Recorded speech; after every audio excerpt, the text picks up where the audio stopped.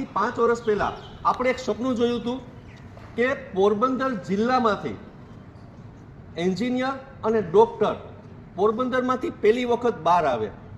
શરૂઆત આ જે ટીમ સામે બેઠી છે તે ટીમે એક શરૂઆત કરી.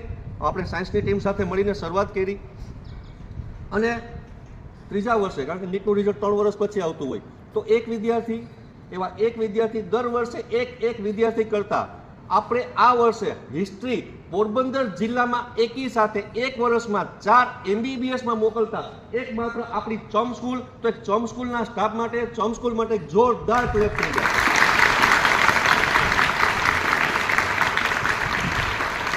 આ એચિવમેન્ટ આ જે રેન્ક બોલે છે ને, મેડમે કીધું કે કોઈનો 10,000 રેન્ક છે, કોઈનો 18,000 છે. આ 22 લાખ 22 લાખ બાળકોએ એક્ઝામ આપી હોય છે. એમાંથી ગવર્મેન્ટની સીટ હોય છે એ જે 63,000 જેવી સીટ છે, એમાંથી આ બધા ડોક્ટરનું મેરિટ ને બધું હવે બનશે, પણ આ બધા કન્ફર્મ MBBS ડોક્ટર બને છે.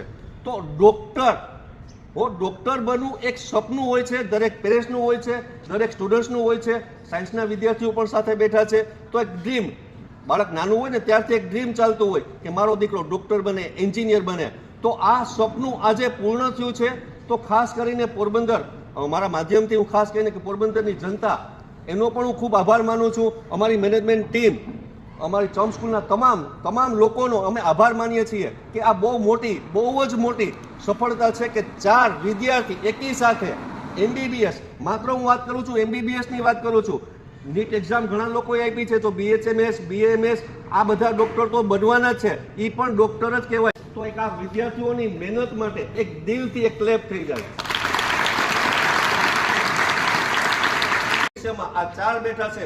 આવનારા વર્ષોમાં આ બાળકો કદાચ 10 કે 12 બાળકો બેસે, એવી હું તમામ સ્ટાફને એક રિક્વેસ્ટ કરું કે મેક્સિમમ બાળકો નીટની અંદરમાં જે પોરબંદર માટે એક એવી છાપ કે શિક્ષણ તો છે જ, સારામાં સારું શિક્ષણ છે. તમારી મહેનત હોવી જોઈએ, તમારો સંકલ્પ હોવો જોઈએ, અને એના માટે પેશન હોવી જોઈએ, ધીરજ હોવી જોઈએ. અને આ લોકોએ કન્સિસ્ટન્સી મહેનત કરી છે, રિઝલ્ટ મળ્યું છે. આ પ્રૂફ છે કે આ જ કેમ્પસની અંદરમાં આ જ શિક્ષક સાથે પોરબંદરમાંથી MBBS બનનાર 4 વિદ્યાર્થી એક સાથે. તો એક જોરદાર ક્લેપ થઈ જાય.